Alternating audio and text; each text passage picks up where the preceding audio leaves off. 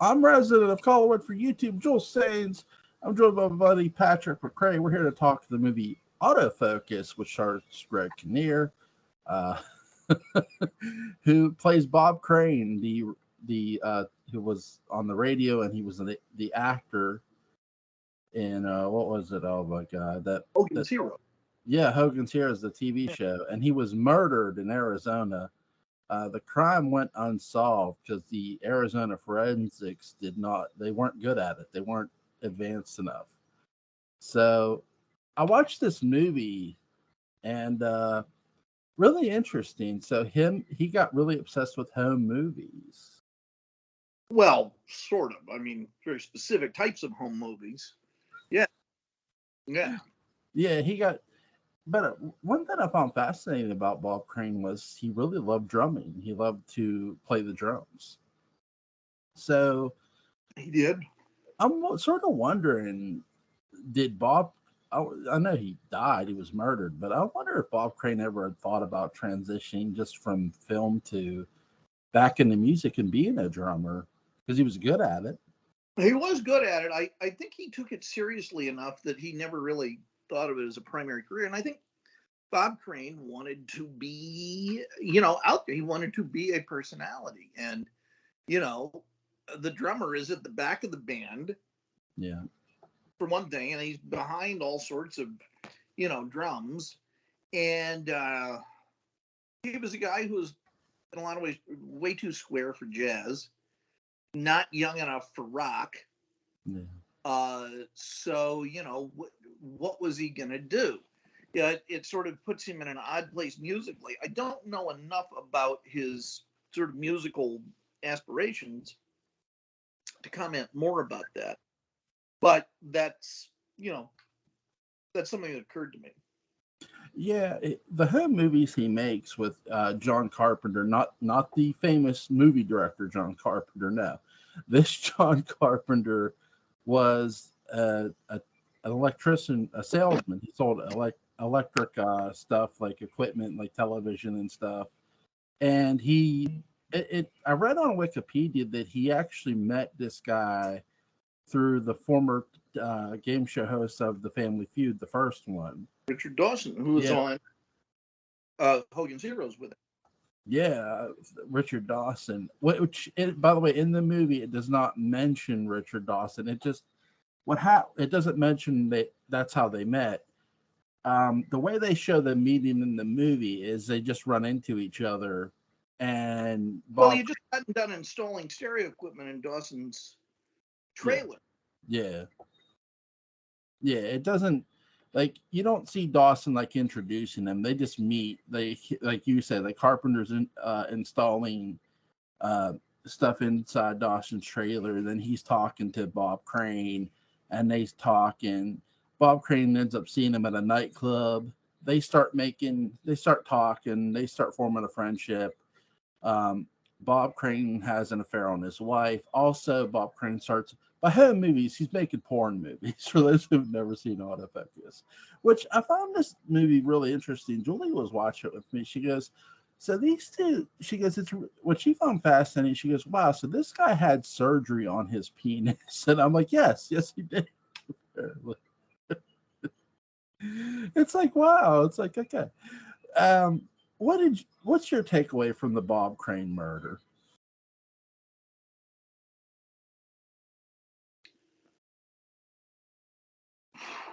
Well, I mean, it's terrible. Yeah. One thing, obviously. My takeaway. There's a lot I can say about this. And ironically, I feel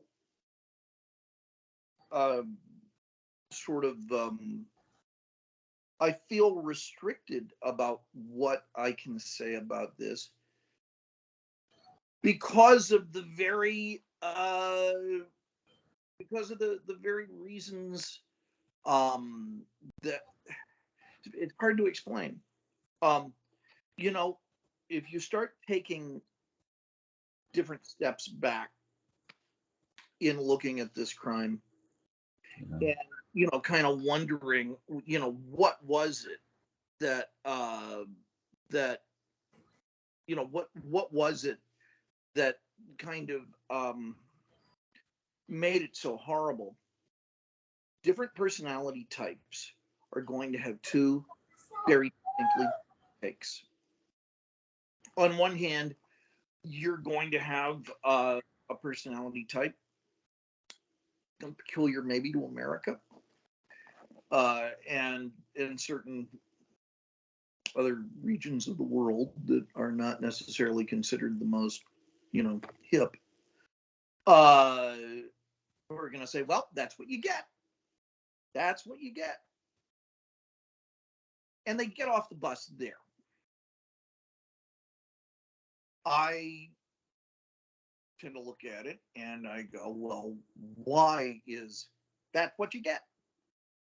Well, not to sound like some tired Playboy philosopher, but that's what you get when you have people who are reacting to some basic human needs that exist in different people to different degrees. And they pursue them in a manner that, especially in that era, was pretty revolutionary. Bob Crane had a lot of problems. He was not the most mature man. So was his hypersexuality a manifestation of that immaturity? It's like, well, if you're immature, you're going to wind up like this. Or was it something else? I mean, if he had not been immature about sex, would it have been some other thing, some other kind of wound that he was carrying around? But you have a guy who gets into swinging and other things like that that are declared to be kind of outsider activities or funny or kind of things, because they make people uncomfortable, and sex makes people uncomfortable as a subject, and so they can very easily go back to what others might argue is a Victorian morality, which again makes me sound like some late 60s relic, but just using that phrase. And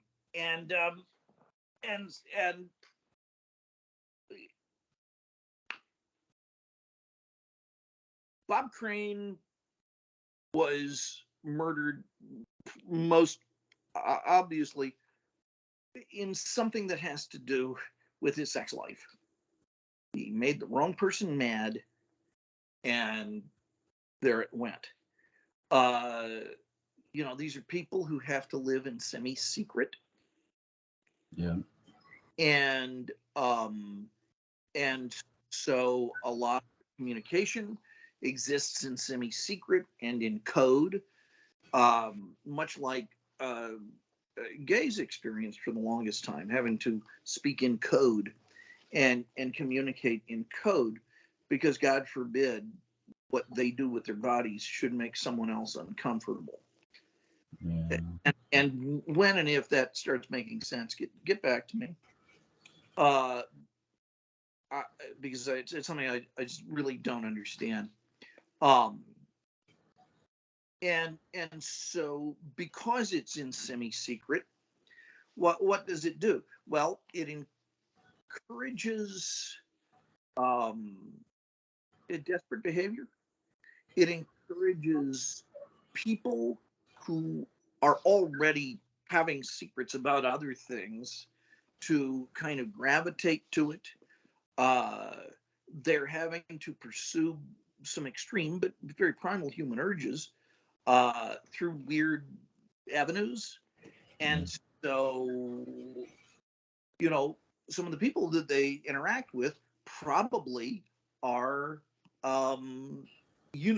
into some other extreme things and have other impulse management issues. But all of this goes back to, I think, a central issue, which is, if these things had not been declared taboo or an object of ridicule or tee or immoral or tasteful or naughty, skin, whatever, would Bob Crane have existed in a milieu that ended up making his murder a secret? You know, I don't really know. So I have to say that I hate to fall back on, I blame society, because ultimately, you know, Bob, as far as we know, Bob Crane's not to blame. The person who killed him is to blame, and I know a lot of fingers point to John Carpenter. There's a very long-winded way of me saying that I think society was probably more broken than Bob Crane, but that's too uncomfortable for us to talk about. And so it's just easy to write this off and say, here's a guy shouldn't have been involved with having fun like that. And see, there you go. And it gets written off with the phrase drugs and sex, even though he wasn't into drugs. You know, that's kind of our frequent way of just writing off these things that make us uncomfortable, as if they are the same thing, you know. And there may be similar types of impulsiveness that drive certain extreme types of behavior in and around that. But to say they are the same thing, or to even just keep mentioning them in the same breath, is part of the problem. I know that's a much longer explanation than anybody wanted. I've had distractions going on here, so I've been a little bit all over the map. And even the self-conscious talking about this, as I said, is evidence of maybe a place where society kind of went that way. There's a woman named Camille Paglia. A really, really interesting person. And her, you know, major first work was about how civilization at one time integrated the erotic into its the fabric of what it was, very, very much more comfortably than we do now. And that there was a certain point where that split, and suddenly this was determined to be bad. And you can trace certain issues that, you know, society has had. And, you know, and now if you look at a lot of the hot button sex related issues that people are very concerned with, you know, the pornography addiction and you know, that sort of thing, you have to ask, is this a problem with pornography, or is this a problem with is this something that stems from a reaction to a society that for the longest time, you know, just absolutely said, no, we've cut this off. This is not part of polite society. This is not part of polite conversation. End of story. Goodbye, Mr. Hefner. Jewel, that's a big issue. That's a really big issue. Yeah, autofocus, what it really delves into too is that obsession of getting hooked on like making porn home videos, because by the movie standard, what I take away is that Bob Crane did get addicted to it, very, very much so. You know that he, sure, and that's why sort of him and Carpenter bonded very closely. Well, think about the title, Jewel. Autofocus. Yep. It means the camera does its own work, and you can perform for the camera. Yeah, and really, it's funny because there was a reality show, I forget the name of it. It was a bunch of like old celebrities living in the house. I forget what it's called. It was on VH1. But Ron Jeremy was on it. And for those who don't know who Ron Jeremy is a porn star. And he was talking about how it's all too easy to make porn. And he said the taboo of porn is, he goes, you want, first of all, you want to deal with professionals, people who understand that this is a business of work, this is a business of making money, and also that, you know, if you have a friendship beyond the camera, okay, that's fine, but don't get it into the point of obsession where somebody's obsessing over you. He goes, if you deal in the backdoor alley business where it's, how do he put it? I want to try to word this correctly of how he put it. He said that if you work with somebody who is just like like somebody who wants to shoot video with you, and they're more doing it to use your sort of status to get something out of it, then that person is in it for a very wrong reason. Mhm. And this, that his quote made me think about when I was watching this movie of, holy shit, I sort of see what Ron Jeremy is saying. Like when I'm watching this, it's like, okay, because by the movie's indication, John Carpenter, you know, he was getting laid because Bob Crane was bringing women Mhm. over. It wasn't just, yeah, Bob Crane did enjoy, you know, because the work was easy. It's like, hey, the camera shoots itself. There's not this big production number that like Well, he he wasn't paid for this.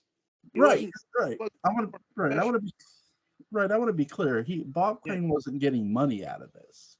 Um, but like for him, it was something so easy. Now he was getting paid for Hogan's Heroes, Yeah. but he wasn't getting paid for the Pornhub movies he was making. He was more doing that as a hobby, if you will.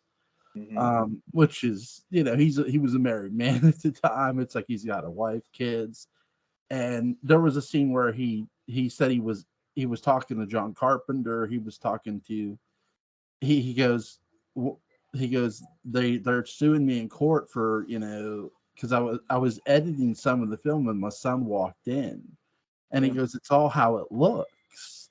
Hmm. And even like the Carpenter guy was like, well, did you, like, because he wasn't there when he was doing it, like, well, did you, like, he goes, no, but he goes, I was editing it. He goes, and he goes, it's how it looks, it's how it looks. And he his son made the comment that he told him that Bob Crane told his son that he was going to end the friendship with John Carpenter because John had become a carry on, and in many ways that's as much Bob Crane's fault as it is John Carpenter's. You know, I don't want to sit here and say it's all John Carpenter's. No, it's as much Bob Crane's fault. Hmm. But Bob Crane's murder is not really his fault. Somebody killing Bob Crane is wrong, you know, to be clear. Now, my thing of it is, because he had gotten in the movie, he gets subpoenaed. And it's like probably for a paternity test, if anything. And it's like, I I do, in my opinion, I want to be very clear about this because I have no fact, I have no evidence that he did it, but I do believe John Carpenter murdered him. I do believe Carpenter killed, you know, Crane. But at the end of the day, too, when you're sleeping around with women, I don't know if any of them were married, but if somebody's husband caught wind of Lots, it, lots of danger factors. yeah, there's a lot of danger in it.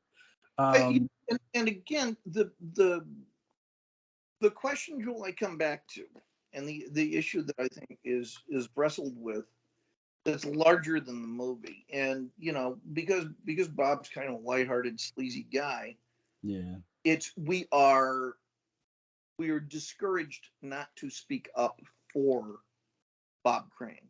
yeah, Uh, but I will. yeah, And I think one of the things that Crane would bring up, if he could be honest, is, yeah, okay, so I was killed. Let's say he was killed by a jealous husband. right, I was killed by a jealous husband. Um, is that not ultimately the fault of a society that has, often for just religious reasons, uh, determined that this one model of monogamy is what is normal. Nothing else is normal. Nothing else can be thought of. And so we all are living with that model. Yeah. And because we are living with that model, you know, it goes further to create jealous husbands and jealous wives and so on. And the thing to ask yourself, there's a little mental exercise that I play sometimes called Man from Mars, which is if a man from Mars landed on Earth and looked at certain ways that humans interact and certain rules that they have and so on and so forth, would he go, well, yeah, that makes sense? Or would he say, uh, wait, why are you doing this? What, is this something that objectively should be the only model? And I think any, you know, happily mature individual would say, I'm not in a position to dictate what should be a normal model. Is everyone willing in this situation? Yeah. Well, I mean, clearly, the spouse of the partner isn't willing. But are they not willing because they have grown up in a society that has programmed them to look at and have certain expectations regarding marriage that are very, very, very uh, uh, accepted.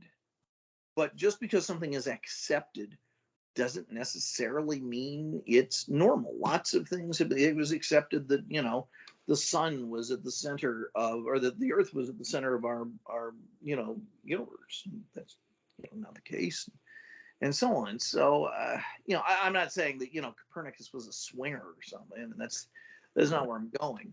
But again, I just come back to that uncomfortable question that cannot be evaded, and that is, was Bob Crane as abnormal and unhealthy as the society that Bob Crane's actions were rebelling against? Yeah. I think in a lot of ways that I don't think he was unhealthy in a sense. I think he was living in his, and again, going off of a movie is never easy because I don't know Bob. None of us know Bob Crane. Knew Bob Crane. We only know what we saw in the film and what we've researched and stuff. And I'll say this: that I do get the sense that perhaps Bob Crane a bit. I don't think he was so delusioned that he saw this as pure fantasy. I think that was more Carpenter. I think Carpenter saw that, like, for Carpenter, it's like, I don't want this to stop. Bob Crane actually lived with the consequence of what it was doing to him and his children, and sort of saw, okay, this needs to stop here, or something He needs to change. certainly said that. Right, something needs to change.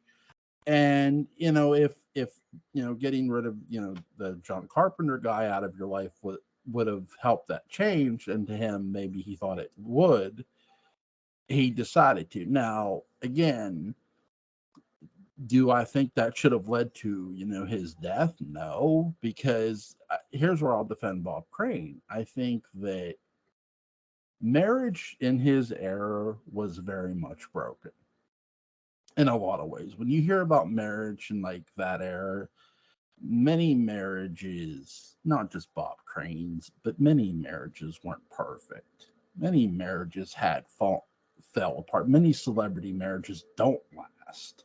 Well, not that his wife was a celebrity, but you get what I'm saying. Like, it's just like, and here's the thing: he was more, before he did Hogan's Heroes, he was on the radio. Because he was interviewing the Lone Ranger in the movie. That's how the movie starts, and after Yeah. the nice long intro you get. By the way, great soundtrack to this movie. Really, really great soundtrack. I don't want to. For people who have not seen Autofocus, it is a film you should go watch. Not just Tremendous movie. Right. It's well shot. It's well acted by Kinnear and Defoe, who plays Carpenter. Really great job by everybody involved. And the way they do the home movies, the way they sort of shoot the home movies is really amazing. I think they do the best job possible capturing the possible real life experience of what Bob Crane and Carpenter were going through. Hmm? That's and I you get the sense that the way Kinnear and again, two great actors, Kinnear and Defoe, they really captured the friendship these men did have. In their sort of quest to make these home movies. Because here's the thing: Carpenter was inside um, Crane's home when he was still married. He was fixing the television and stuff. He was hooking up the home movie stuff for his family. And it's just like, wow.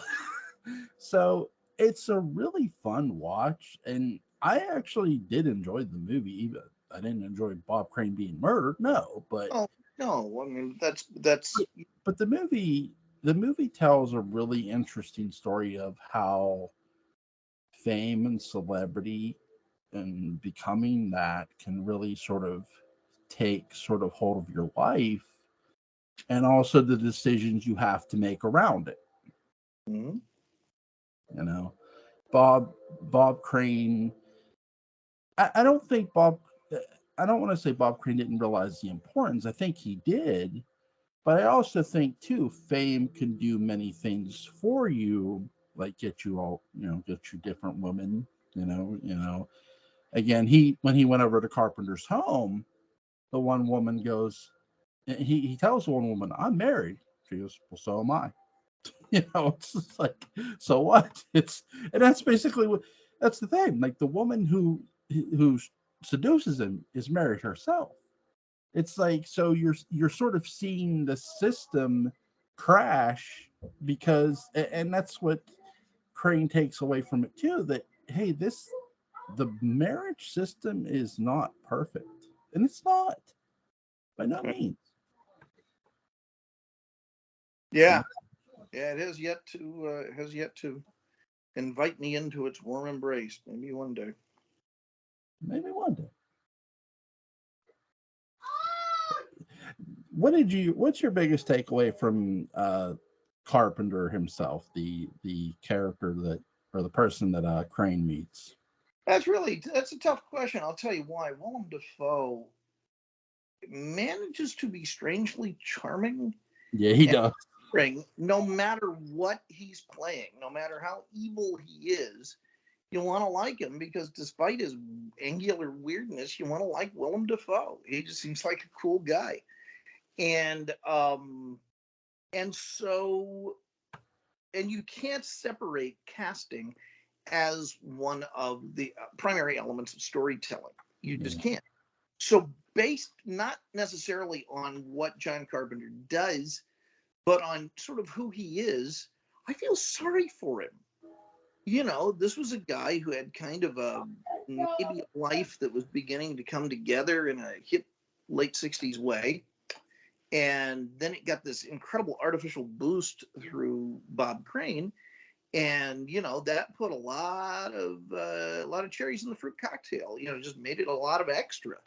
And when suddenly the hot fudge is going to go off that Sunday, uh, yes, that sucks. I mean, I get, I don't know whether or not just into his time with Crane for sex. I get the impression in the movie that he actually liked Crane and, yeah, you know, did play second fiddle, although it's not always nice to have it pointed out to you. And Crane kind of enjoyed pointing it out to him, like, hey, I'm the alpha, you're the beta. And,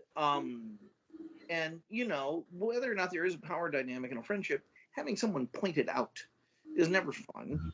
yeah, And so the it makes it and the fact that it does kind of pull back and it doesn't say it could have been John Carpenter and here's how it would have looked. Willem Dafoe going nuts and killing him. It almost makes you believe it was somebody else. You just can't believe Willem Dafoe would do something like that. I know that sounds crazy. No, I get what you're saying. No, I get what you're saying because in the movie, when William Dafoe, you're right. When Dafoe plays a character, he's so goddamn charming, and It's like Goblin. I'll join up. yeah, it's like sign me up. I'll throw bombs at Spider-Man, sure. Willem And told me to do it. What am I supposed to do as Willem? yeah. And here's the thing too with this movie. He literally is so charming. It's like it's hard. He makes it hard to believe that Carpenter would commit murder.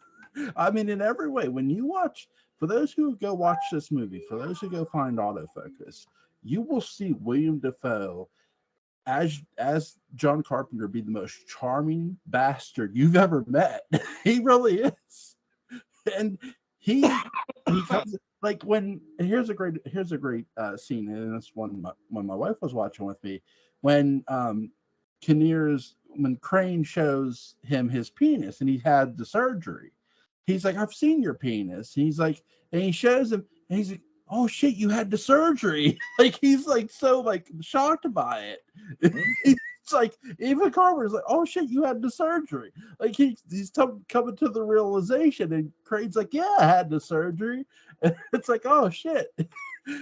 And then when Crane and him are having the conversation about the lawsuit, and you see Carpenter be concerned. Well, wait, did you show footage to your kids? Like, wait, did you like? He's sort of like concerned because it's like if you did that, then I could understand why you're.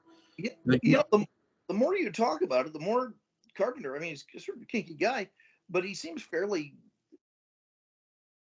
kind of well adjusted. I think. yeah, Someone with those hobbies. I mean, if this were a hobby like collecting ball cartridges like that, and he was that kind of enthusiastic, we wouldn't think anything of it. yeah. And that's the thing, like the final phone conversation between the two men is sort of where you see Defoe's Carpenter sort of be dark. It's like, that's your only really telltale hint that something might be up. Now, could that have led to murder? Sure, it could have. Doesn't mean it did. It doesn't mean that he did it necessarily, but many people think he did. And again, I'm not here to disagree with him. In fact, I actually do agree with him because sometimes the more charming somebody is, that means usually the twice you have to watch them because there's always a hidden layer underneath. Like a twice baked potato of evil. Yeah, it is. And it's so. I mean, Defoe should have won something for this. That's how good this was too. That's how good the performance was. Kinnear too. I mean, both did a great job of portraying both real life men, by all accounts that I've read, and I really just enjoyed the cinematography of this, the music, and I do think that again his death in Arizona, again, Arizona not really having the forensic investigation unit at the time, is just was shocking to me, which was really shocking. And then when they did get one, there still wasn't. They said they found evidence, but then it wasn't really that big of a deal. And John Carpenter would have a heart attack years later anyway and die. It's just like, so you're really left with an unknown answer of who killed Bob Crane. I mean, I know, and I want to be very clear, and I think I could speak for Patrick on this, that we are in no way saying that John Carpenter didn't kill Bob Crane. We're just saying from our standpoint, we don't have enough facts to. Yeah, more importantly, we're not saying that he did. Yeah, right. We're not saying that he did either. That's more important. Someone is innocent until they're proven guilty. Right. I just want to be clear about that. I'm not trying to sway one side or the other, and neither is Patrick. It's a very, very interesting movie. I would definitely highly recommend this movie to anybody. It's definitely an interesting watch. It is, and it is one of the few films to bring up these very uncomfortable questions. I mean, Crane even says, I'm a normal guy. I like Yeah. sex. Normal. And, and the movie shows him then finding some of the more abnormal edges of all of that. Yeah. Well, that doesn't necessarily disprove his central thesis. Yeah. That's all I'll say. Yeah. I just think from a performance wise, both Kinnear and Defoe did a great job. They're fantastic. Yeah. Just because the subject matter made so many people uncomfortable, I think they got overlooked at the Yeah. But this movie directed by Paul Schrader kept people, and the author of Taxi Driver, is a tremendous filmmaking presence. Written by the guys who wrote Ed Wood, Yeah. and Man on the Moon. So it's got an outstanding pedigree, and it lives up to it. Yeah. I can't wait to do Silent Hill with you and Butch. I'm really excited for you guys to watch. I'm looking forward to. Where can I see that? Tubi? No, it's not on Tubi. You might have to go rent it. All right, Joel. We'll see. It's worth renting, actually. I own the movie, so I'll have my Blu-ray DVD, my Shout Factory Special Edition Blu-ray that I bought and paid for. By the way, there's going to be some shout-outs in that video. I love it. To one Justin Beam who did the interviews. I love it. All right. First of all, thank you for doing this with me. This was fun. Links to the Dark Shadows Day Book of Bounds is going to be in the description box. Go pick up the audio edition if you haven't already. It's really good. Yeah, really, really good stuff, Patrick. This man has written 2 day books, 2, and hopefully we get a third. Hopefully. So, I don't know what we're doing tomorrow. Is there anything you'd like to do Dark Shadows wise, or? Yeah, actually, there is. There was an episode, and it was the episode that aired yesterday, that aired Friday back in 1969. I think it was maybe it was like 864, something like that. It's whatever. We'll go back and look at it, but it was really, really good. It was the last 1897 episode. Okay, so 864. I think we'll go take a look and make sure. Okay. But it was really interesting. Is 10:30 too late for you tomorrow night? It's kind of late.